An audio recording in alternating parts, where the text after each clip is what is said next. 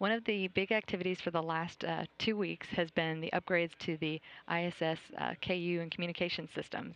And there's been a team behind the scenes who's been working this for years. We have one of the leads of that team joining us here. This is Penny Roberts from the International Space Station Software and Avionics Group. Thanks so much for joining us. You're welcome. So this has been a big endeavor. It's been the focus of the activities largely for the ground control team and as well for the on-orbit crew. But it started upwards of 7 years ago. Can you kind of tell us what was the genesis for all of this and how did it begin? Well, we had to consider when the space shuttle retired how we would spare the vehicle. And so we went to build a bunch of spare boxes to make sure we had adequate resources to keep the space station going for the life of the program. And we reconsidered doing that for this particular system. Instead, we looked at upgrading it to provide enhanced capabilities to ensure we had the full utility of all the payloads and experiments and the international partners on board the space station to make sure we could get the data to the ground. And so we looked at upgrading this system instead of just building the same box to print. And so for an endeavor like that, how did you guys even start facing the challenge, bringing the teams together and figuring out what was needed? Well, the first thing you got to do is contact the users, find out what they need, look at the program and the future and what's coming and what data needs to get to the ground and where the data is going to be located at. And then you have to figure out how do you deploy it in such a way that you meet the needs as the program evolves and that you don't take down the system for too long while you're trying to upgrade it, because it's a challenge to upgrade a moving platform. And so we pulled together the right people, we talked through the issues and the needs, and we came up with a phased design and development approach that would get us to the end of the program. And it sounds like you were saying that this started just as, a plan to enhance it, but really the timing worked out perfect because it seems like it's really been needed to have that additional bandwidth, at least for the science and experiment data.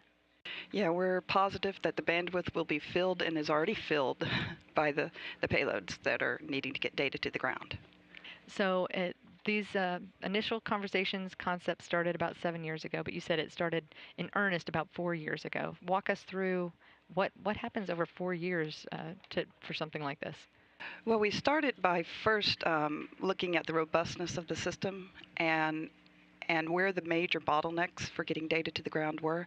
And so to improve the robustness, we first actually deployed an antenna, a new antenna, to allow us a robustness outside where we had single point failures. We actually put a new boom outside, we put a new antenna on it, and a new transmitter receiver controller. And so that happened several years ago. And then we looked at the payload data path, and we upgraded one of our boxes that are on orbit to aggregate data into a single channel and get us multiple channels to the ground.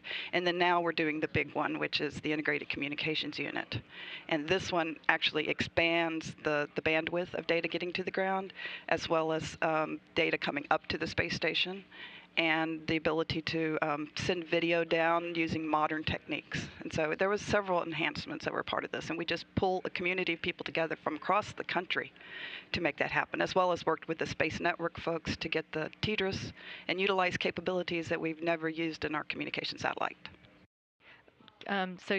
Speaking of the team, how many people are we talking about? Well, we're trying to procure about 500 patches right now for the team, and I'm not sure that's going to be enough because we had members in California, members in Denver, members in White Sands. Marshall Space Flight Center has been a major player in this activity, as well as the folks here, even Maryland, Florida. So we've got a lot of people contributed to this project to make it a success. So you all must be really, really happy. Everything seems to have been going really smoothly last week and this week, the installation of the new COM1 unit. Yeah, everybody's been very happy. You're cautiously optimistic and you hope nothing will go wrong, and you encounter problems, but you find a team who can solve those problems so quickly. And we've been very much happy. We've been pulling in the entire team because some of the team has left many years ago.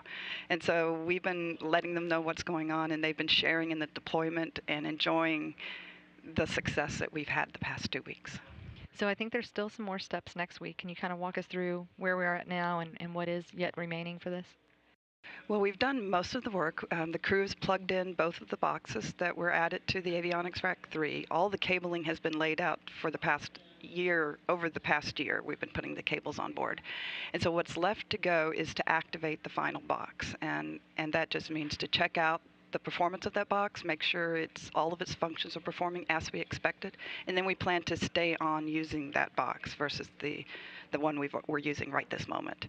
And so that's next week on Thursday, and then it's just, enjoying the capability that we've provided to not only the U.S. lab, but the entire partnership that we have on the space station. So it enhances everybody's capabilities to get data to the ground.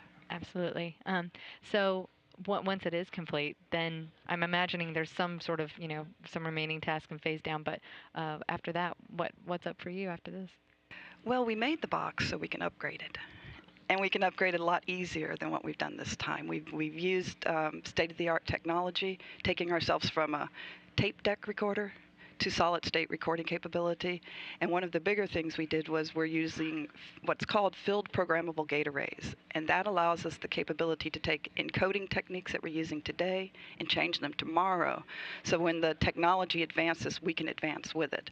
And so one of the first things we'd like to do, quite frankly, is upgrade it again through reprogramming it to get twice as much data to the ground. And we're looking at whether we can increase the bandwidth up as well. And then it's a card replaceable box, so we may be able to pull out a memory card and put in a new memory card and have increased capacity. And so it's a platform that allows us to grow for the future, which is useful for deep space missions where you can't fly a new box up there. You have to be able to reprogram it to fix it or reprogram it to get more capabilities, and that's what we have in this box.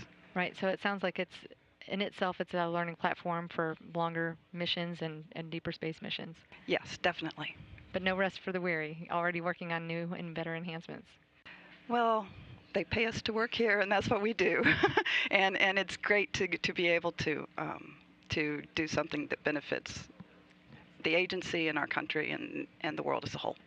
Well, while we have you, tell us a little bit about yourself, your background, and how you ended up working at NASA.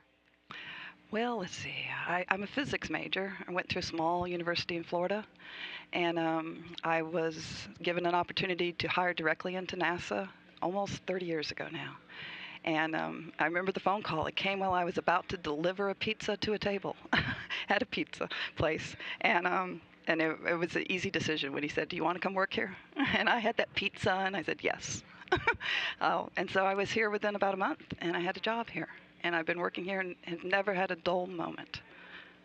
Well, great. It's fascinating stuff what you guys have done. Congratulations on a great project, and hopefully things will continue smoothly. You're going to wrap it up next week, and it sounds like more to come. So thanks so much for joining us and sharing with us a little bit about the background about this big task. Again, it's a big accomplishment for the whole team. So thank you so much for joining us, Penny. Thank you.